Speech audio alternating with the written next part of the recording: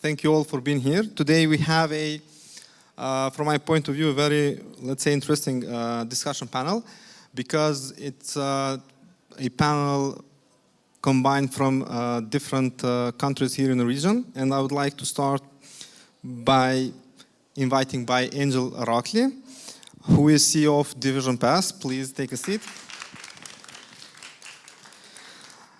Alen, Huskanović, CEO of Async Labs from Croatia. Boyko, Bodurov, CEO of Infoleven group from Bulgaria. Nenad, Novovic, founder and CEO of Amplitudo from Montenegro. You can sit in here. And Darko, Ivanovic, CEO of Digital Dan Hub from Montenegro as well.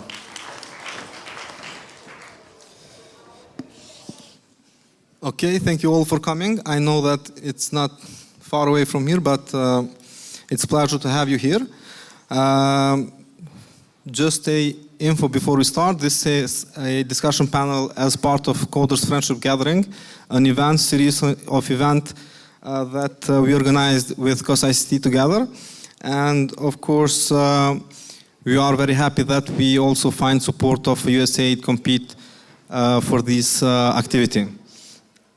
Today's topic is strategy plus people, and knowing that everything changed in those 3-4 years, it's pretty important also for us to share knowledge how it's going in our, let's say, region, and to share experience with each others. In all of our businesses, we have one resource in order to, let's say, to go further, which is human being. And this topic today is specifically to talk about people that we are working with and how we are engaging those people in our processes, and are we forgetting them running only for clients, or are we going back also in the office to see how things are going? So I'd like to start this with Darko. So Darko, from your point of view, what does it actually mean to put people in, let's say, in a center of the business transformation in order to give value not just for the company but also for the clients?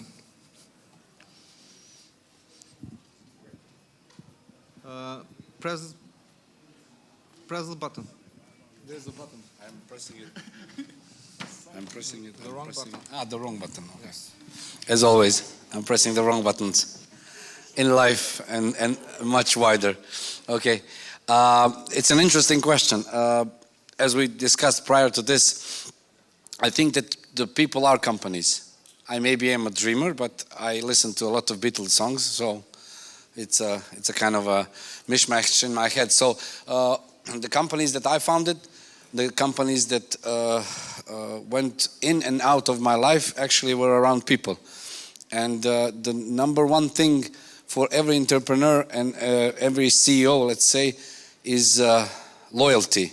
But it actually really confronts what people are feeling about the whole system you are imposing on them. So the loyalty for them is how you treat them. And loyalty for you is an unconditional love for what you do. And it's sometimes a confrontation that brings about a lot of side hustle, a lot of stormy winds within the company. But I really do think that the company is around people. I know that there's this overwhelming idea around entrepreneurship and big companies in the world that the people come together because of an idea, and they live the idea. And if you don't, that bullshit story about passion, if you don't have passion, nothing happens and stuff. Loyalty is the first thing.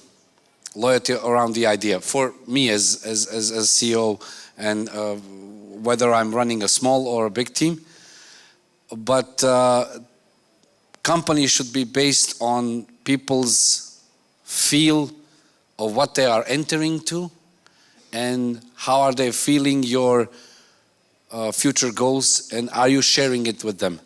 People are not machines. People are not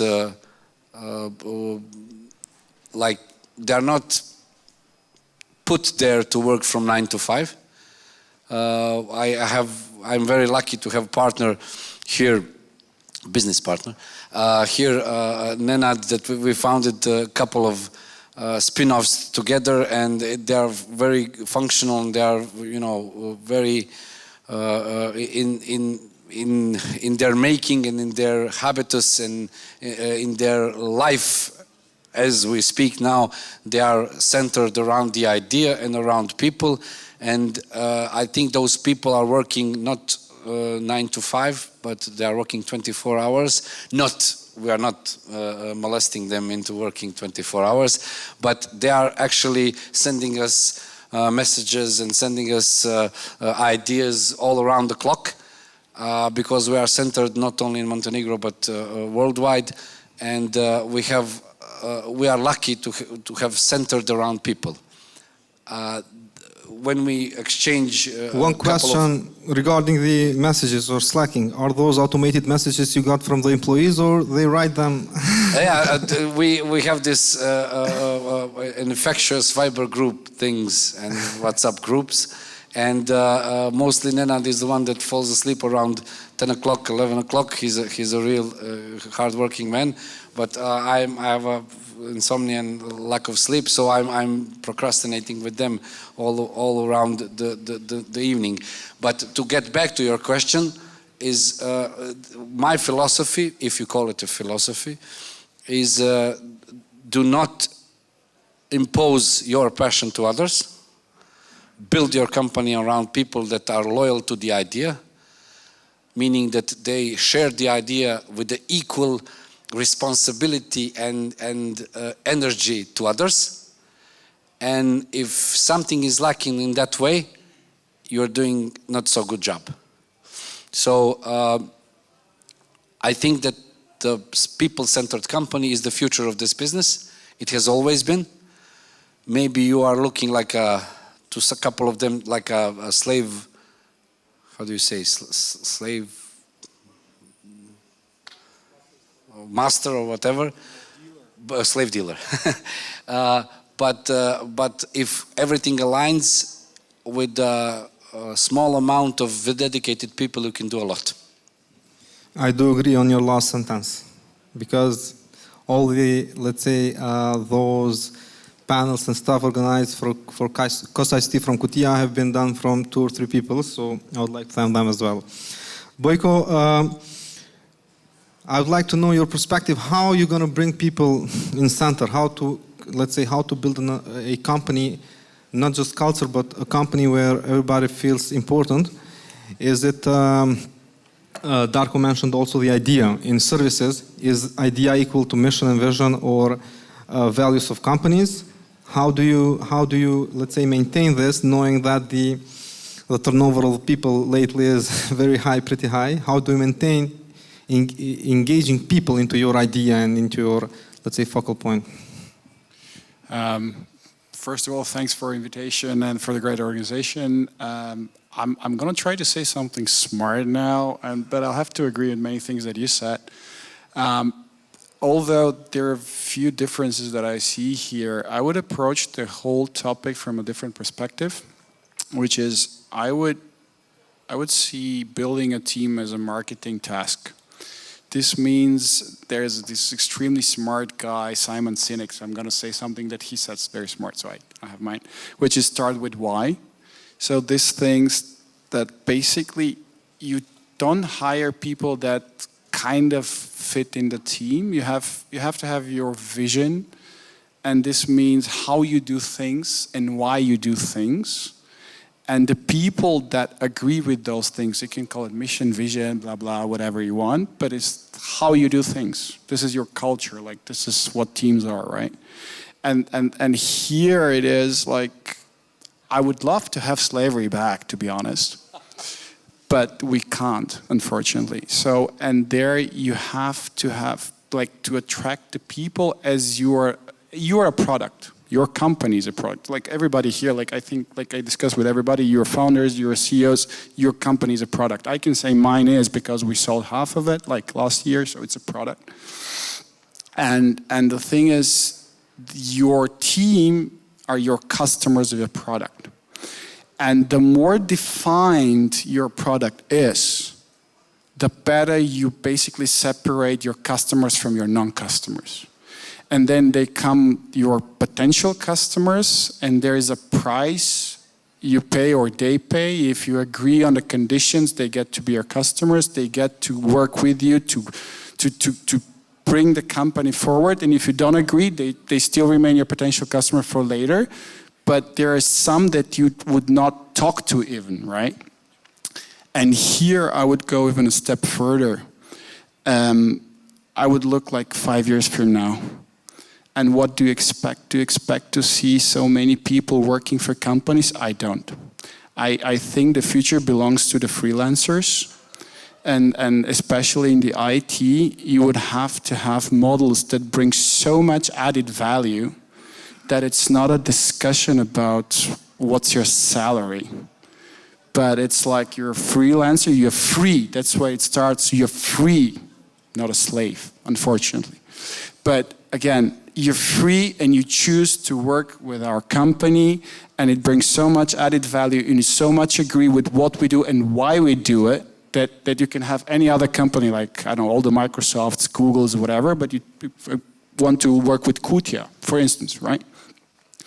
And here, this is the strategy. This is the part where you basically switch your mind to this set, right? Because there's another company, I know if you follow, like all of you follow the startups, but there's this wave, especially in Central and Western Europe and the US, where you basically turn around the labor market, where you say, I'm a developer, please apply for me.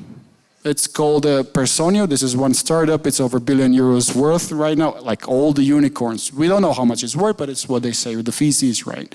Because they, like, right?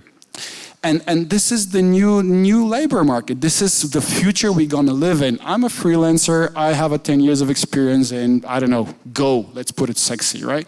And please, Microsoft's, Google's, Kutias in the world, apply for me, and I would choose where to work.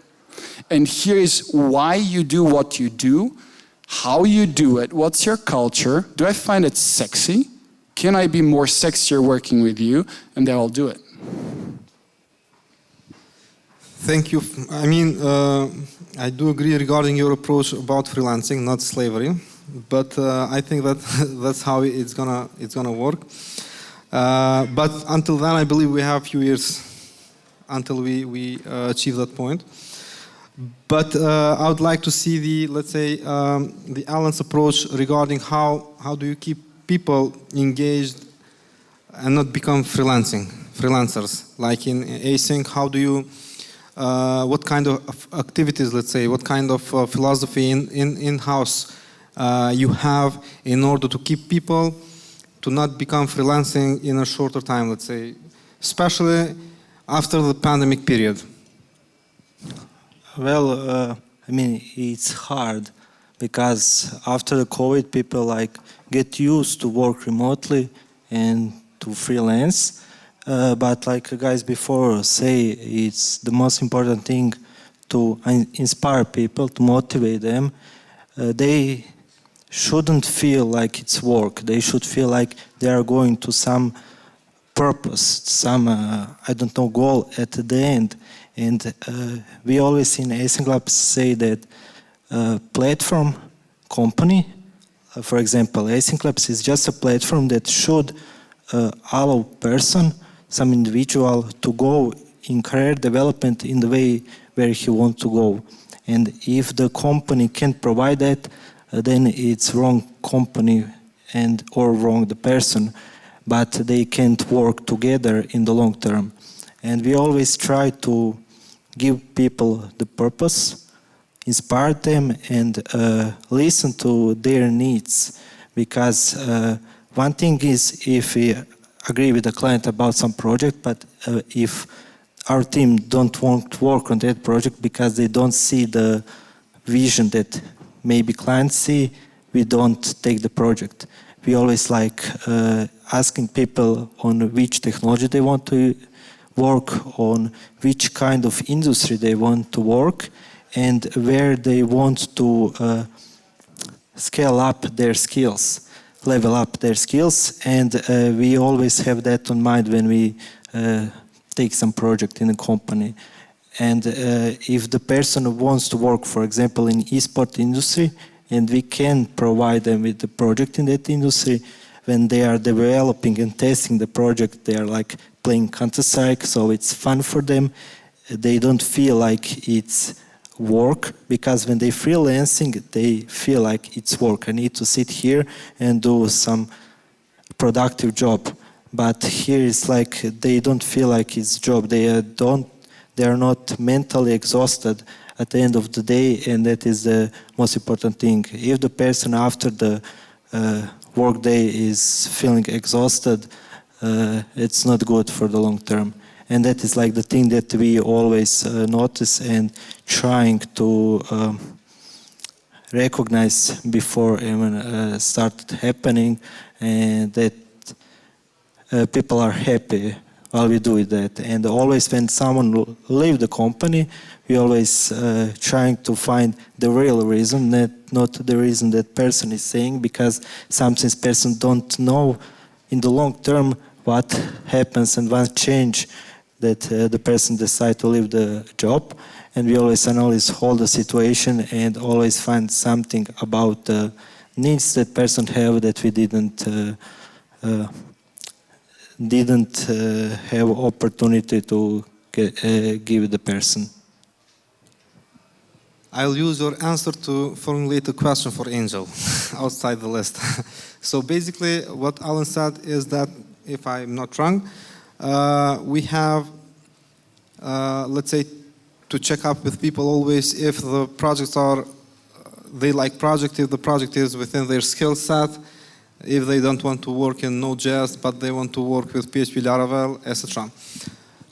Which I came up with the questions like, do you have any strategy, since it's strategy plus people, when you have people in-house, but you don't have projects that fulfill their needs or their expectations, but they have the skills that could fulfill, let's say, a need in another project, and if they are, let's say, resistant in working in those kind of projects, what kind of strategy do we use to fill the gap of, first, financial gap, that we have to pay the salaries monthly, and let's say the culture we are creating within? What's your strategy at Division 5 when people are not willing to use their skills to work in a project that they feel like they're not good for them?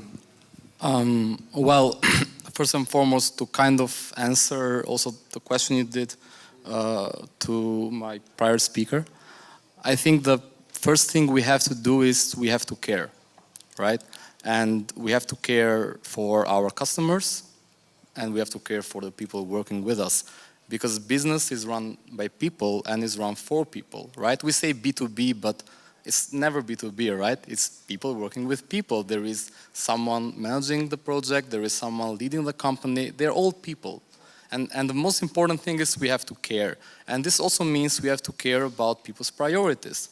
So we have to care that we are delivering the right service for our customers, so that we do not under-deliver. Hopefully we also over-deliver if we can, right? First of all, and then that we are over-delivering career-wise for the people working with us.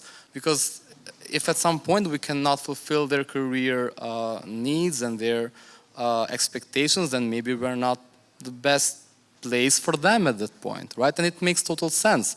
So what we do is we have a career path process. We have these, we hold twice a year performance reviews, where we kind of see where they are, also technically how they have progressed. And these performance reviews are coupled in a SMART process into a career path. And we have discussions with them, where they are, where they want to go, and there is someone, a technical manager, who agrees with a technical developer what their future should be, right? And they have this discussion, and then they agree into short-term goals and long-term goals. And we check in every month or so, right? And if we see that we can't do it, or if there is some diversion, then maybe it's not the right thing, right? And it's totally fine, because we should not just work with them because we have to work with them, right? If we are a good fit, and we should be a good fit both sides.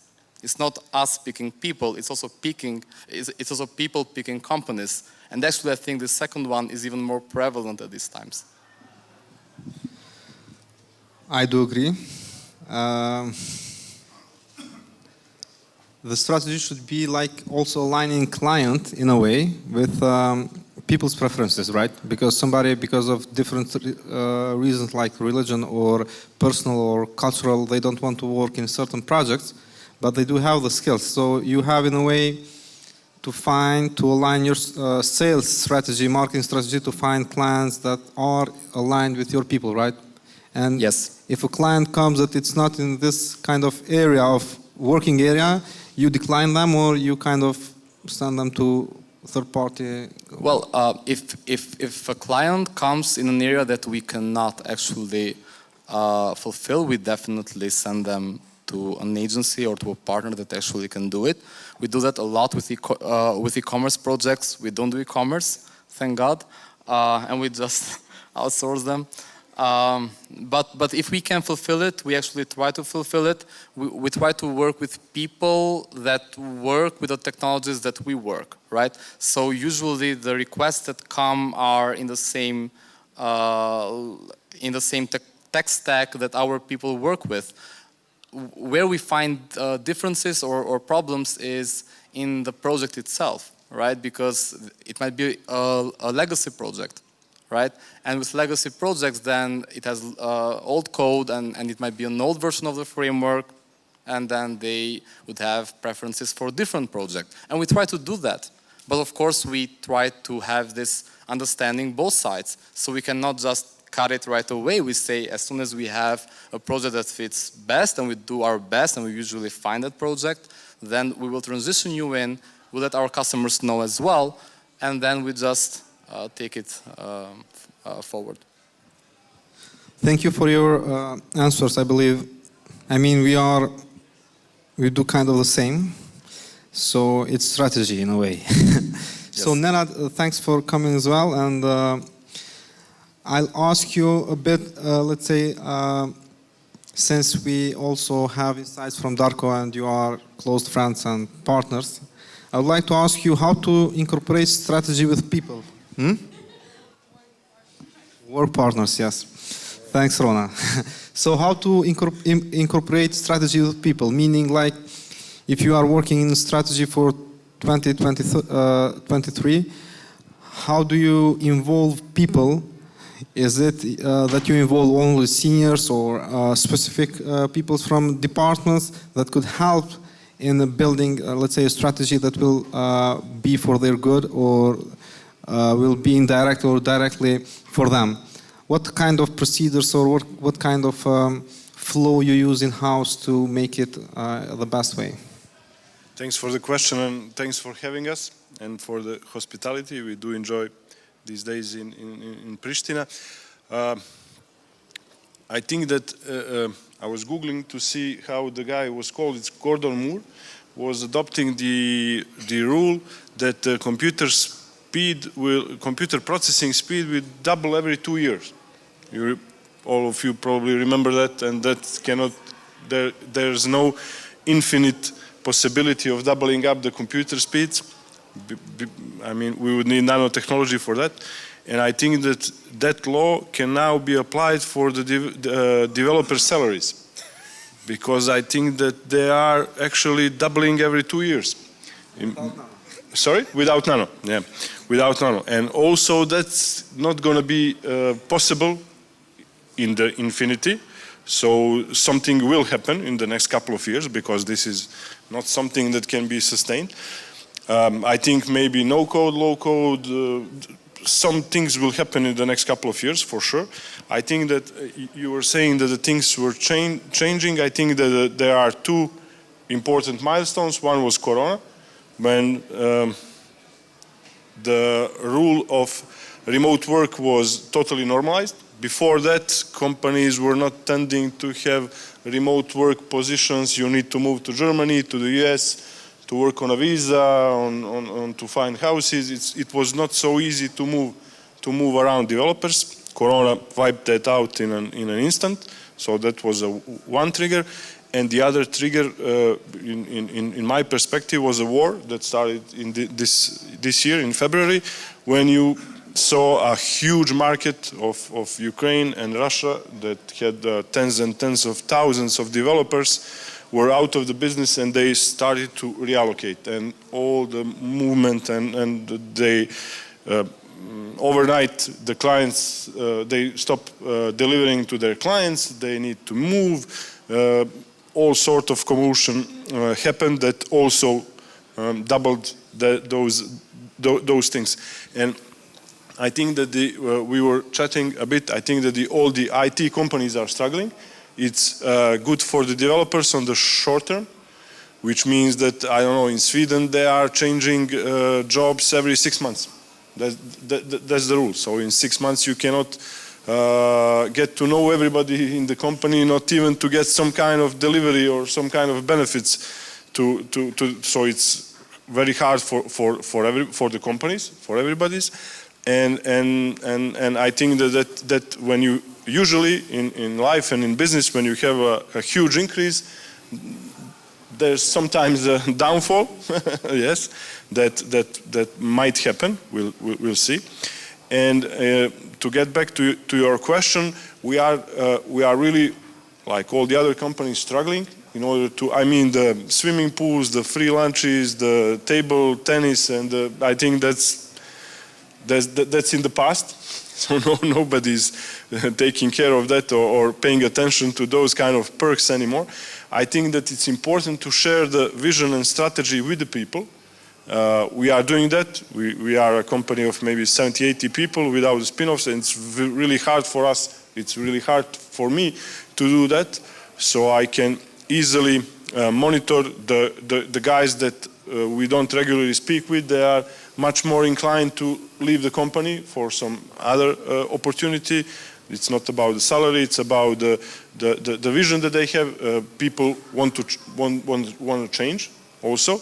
And I also understood that, I don't know, what's that generation called? Is it Generation Z or I don't know those terms, but Z, younger than 25. Z generation is very prone to change. So I think they don't understand the meaning of the loyalty, as maybe us that are older than 25 maybe tend to understand, and older than 25, and which we learned maybe on the hard way, but also somehow learned to appreciate those kind of. I would always put loyalty before knowledge inside my company, because for me it's very important. So as I said, we are trying to spread the message to let the people understand. They cannot know what's in my head or what are the plans. And whenever we get the opportunity and have the ability to share the vision, short-term goals, mid-term goals, long-term goals with the people, that resonated very well with them. In today's world, I think that especially, I think that this Generation Z, they were imposed with the notion that they need to get rich before they turn 30.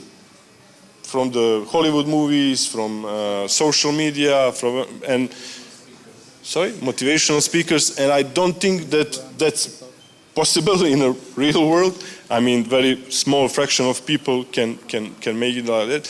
But I think that that's creating different amount of problems and challenges to them, because as they are approaching, passing that 25, 26, then the pressure is increasing, pressure from inside, from their surroundings, from their peers.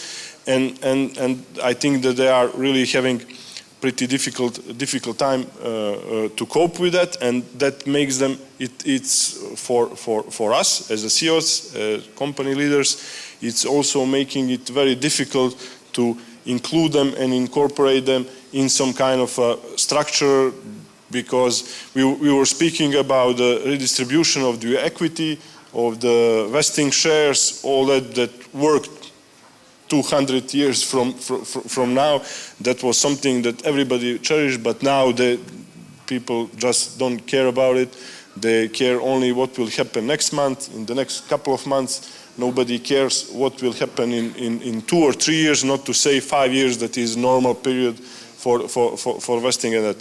So I don't think that any of us know how to answer your question. I think that there is a huge unknown in front of us. The amount or complexity of change that is happening every month, especially in the last couple of years, as I said, from Corona and all the things that are happening in the world, I think is increasing the pressure and increasing the uncertainty of the near future, which is also making a very difficult job to anybody that needs to deal with the strategy and plan ahead. Not to say that you need to find a way to comprehensively transmit that message to the employees and to motivate them and to make them feel good about the company, about their work, and about their progress.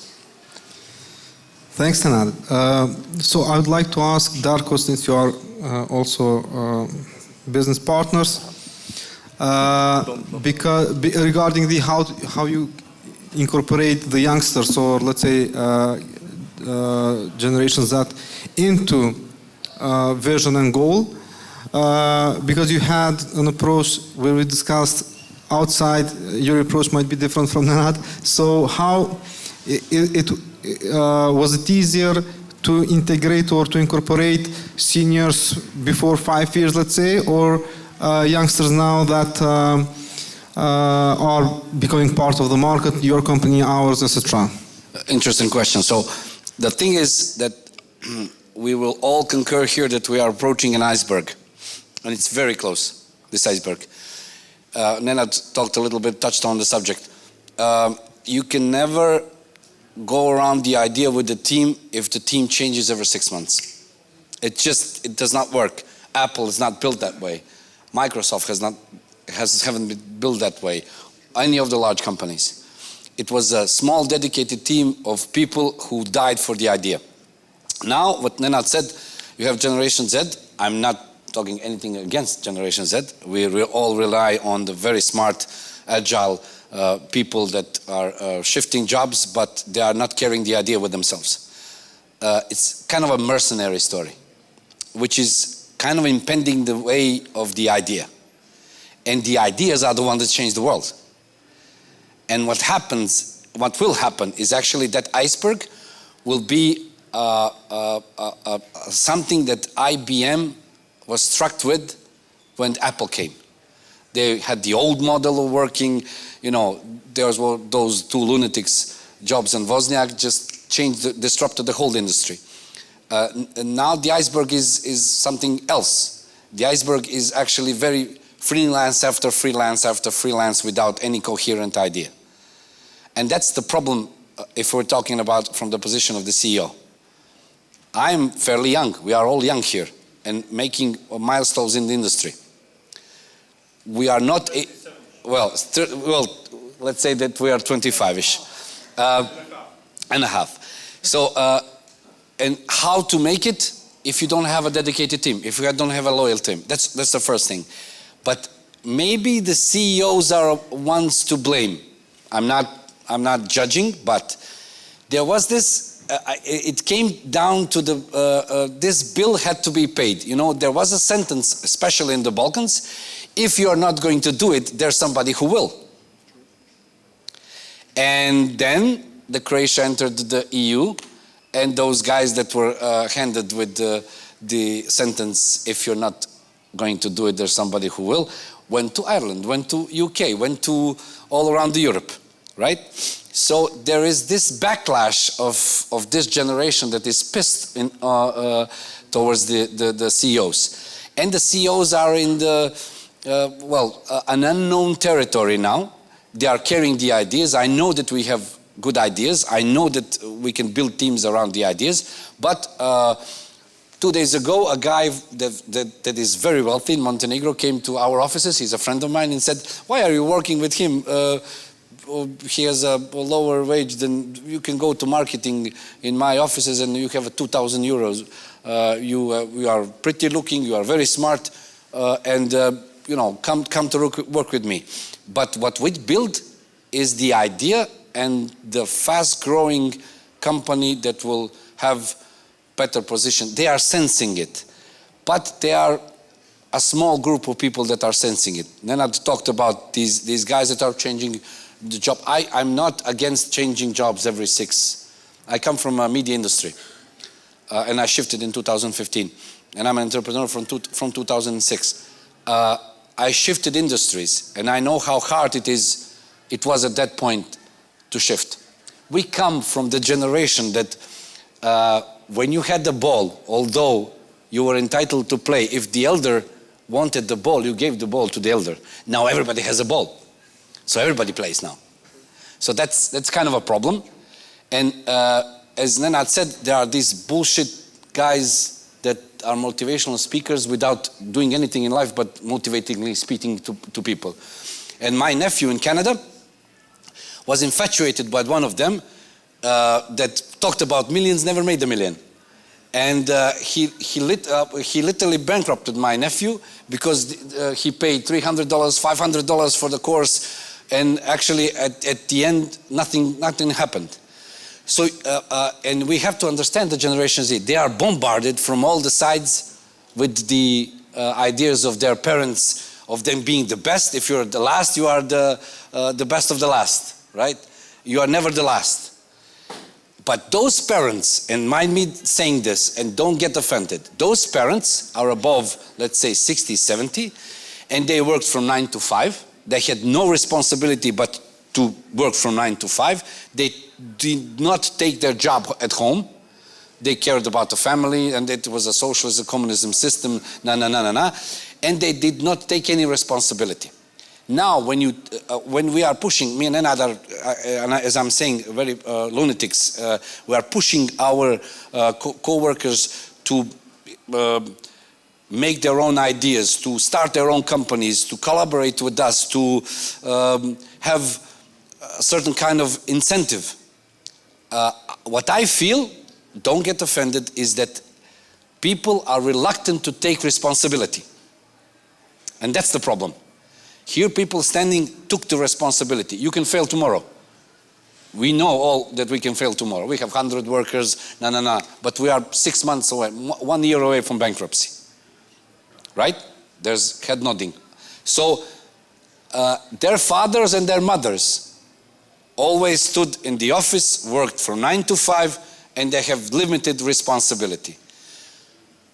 Job change in every 6 months is not taking any responsibility. Just enjoying your fully functional brain and your wits and your intelligence. But what differs Steve Jobs from the numerous guys that were in his generation is that guy had balls and he risked. You know, whether you like him or not, you have all iPhones in your pocket. That's the problem. So we need more of those who are taking the responsibility. And I know the guys back home are watching this online. So we are investing them with responsibility. And we're giving them a chance to, you know, the best thing for a CEO is actually to remain a stakeholder, to travel around the world and have another generation of his employees. All right? You're nodding the head and smiling. Yes. To be obsolete. Absolutely. That nothing depends on you. People are like soap. They tend to vanish. Stress wears you down. There are near-death experiences because of the stress.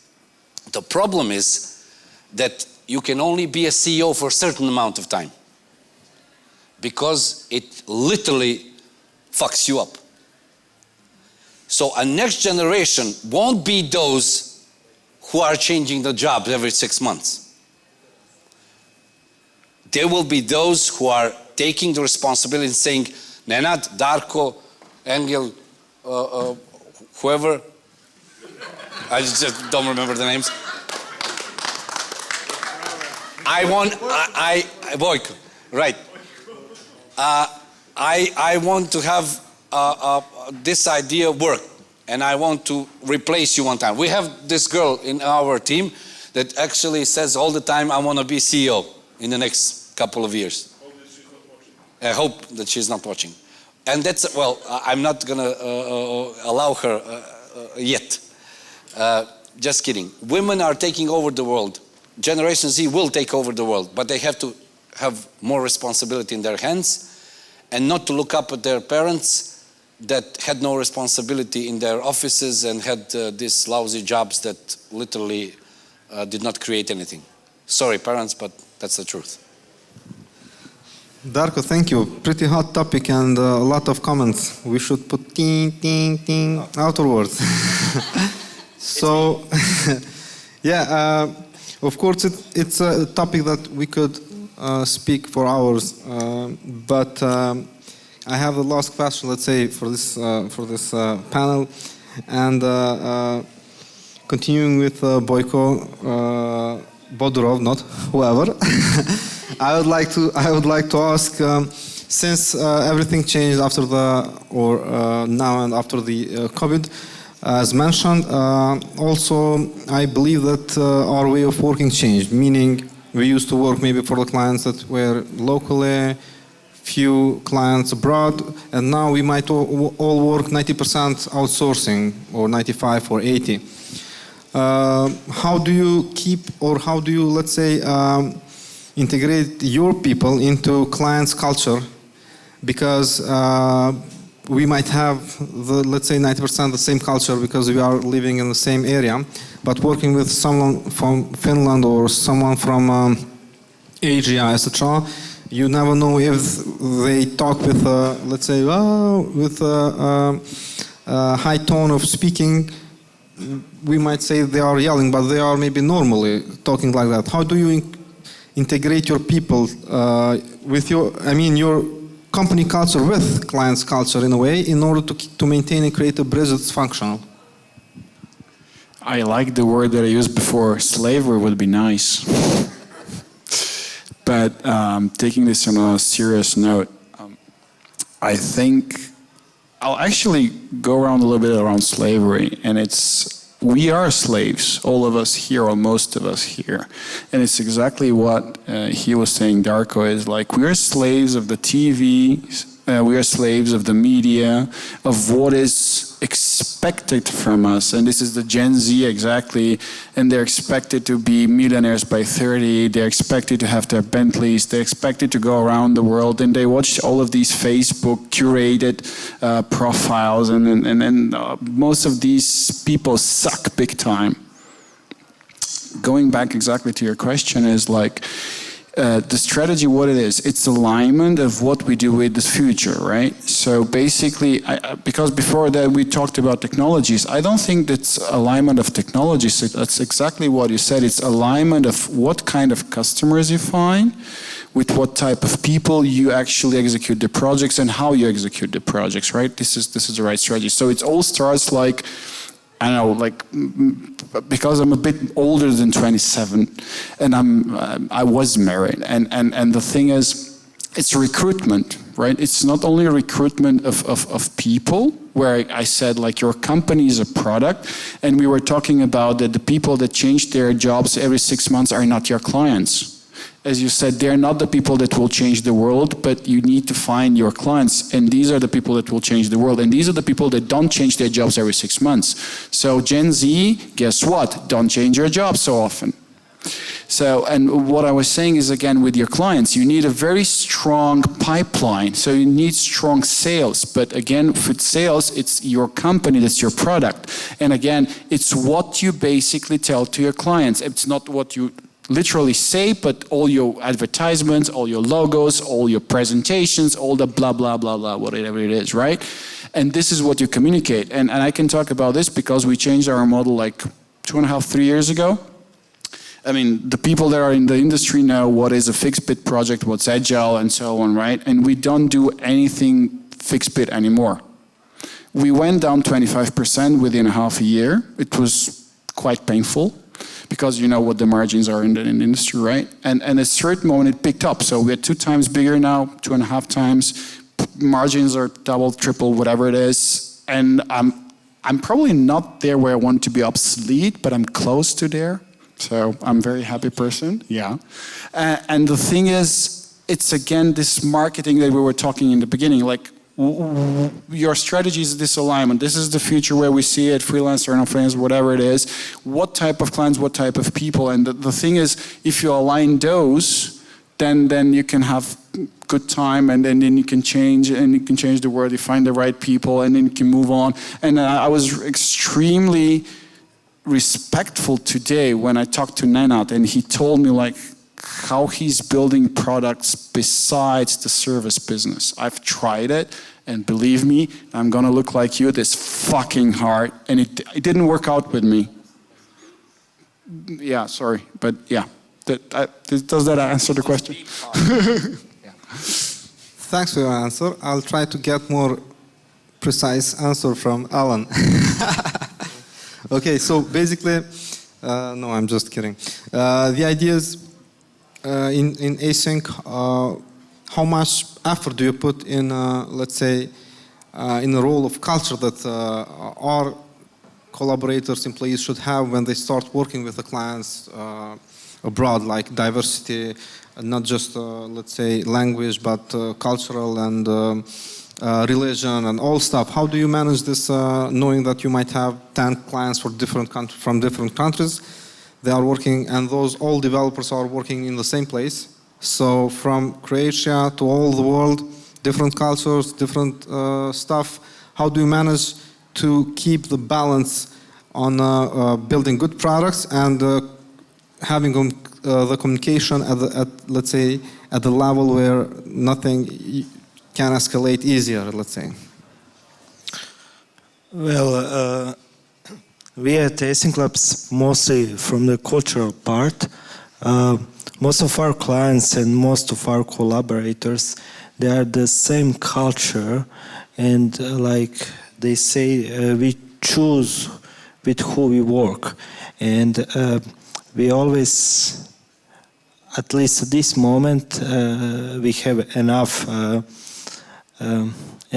clients that coming in the pipeline to choose the same culture that we have, the same fit that we have, because at this moment it's really, like they said and we were talking before, it's not easy time to run an agency at this moment, and it's really is the best way to get the client that is good fit in everything, including the culture.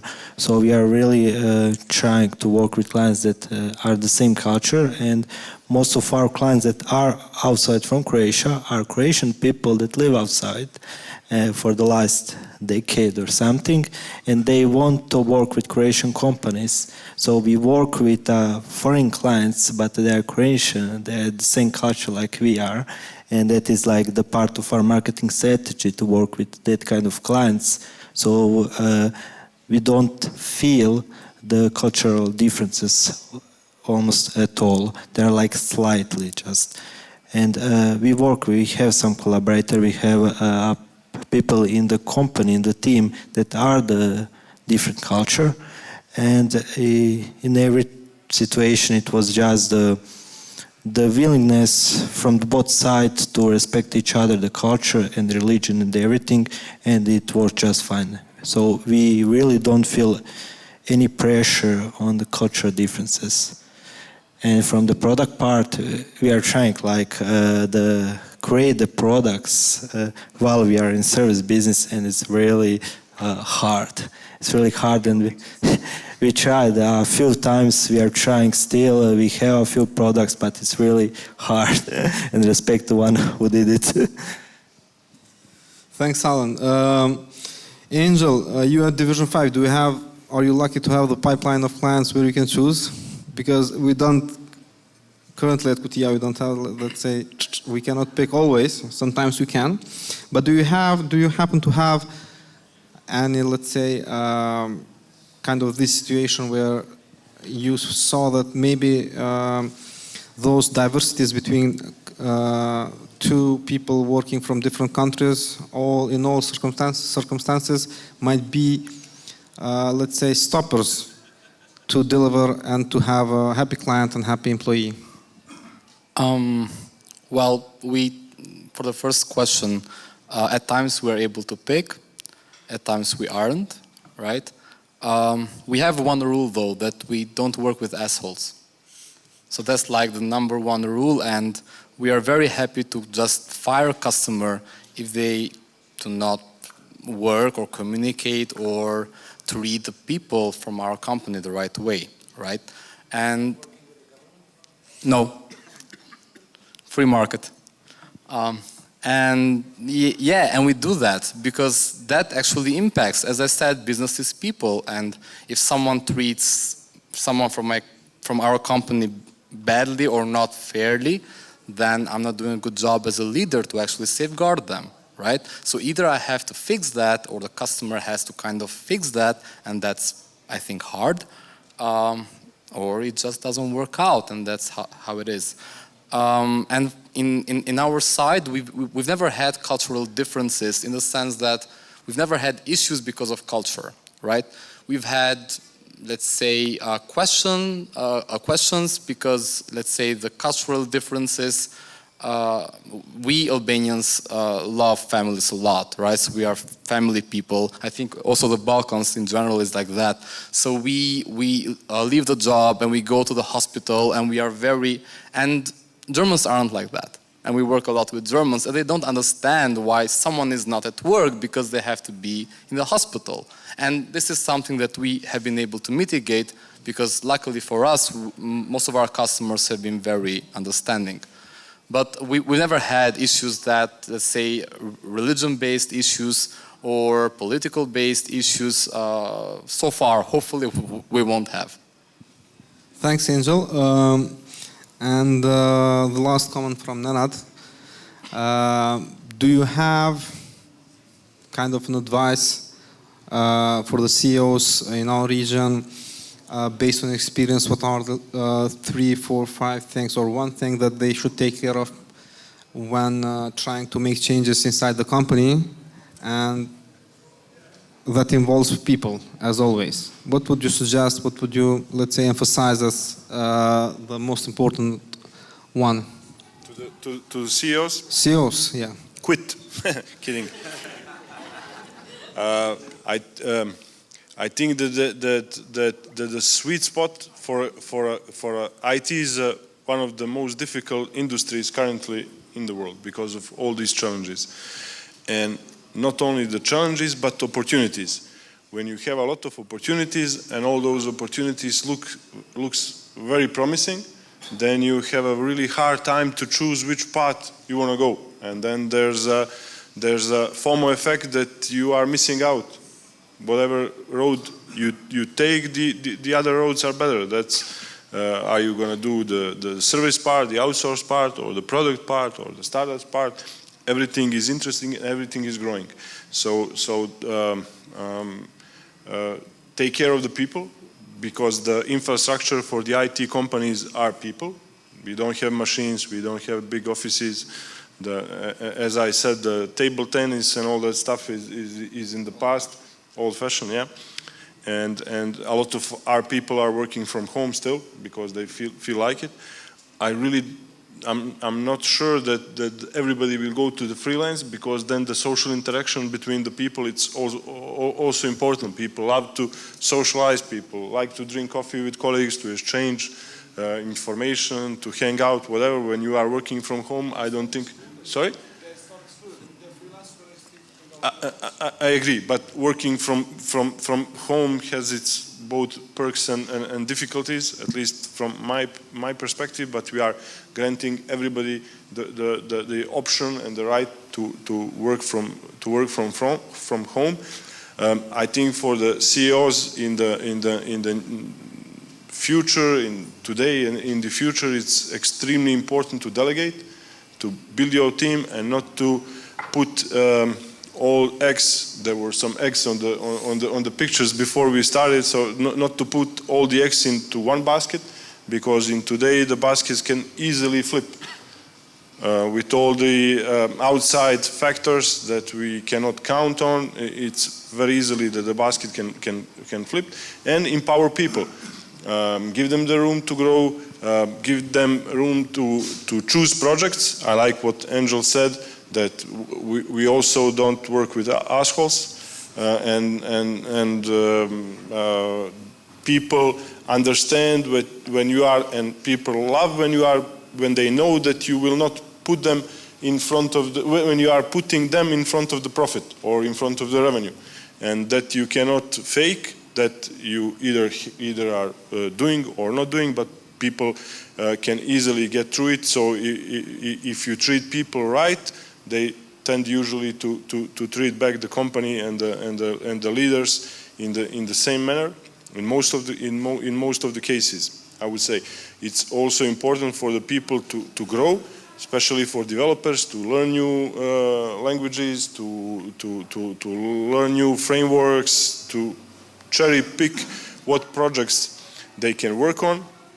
We are handling that and dealing with that with incorporating incubator and the startups in it. So the startups are now hot topic, and everybody has some kind of ideas, and if you give people the chance to work on several projects or startups in-house or exterior or some outsource, then you are lowering the chance that they will walk away.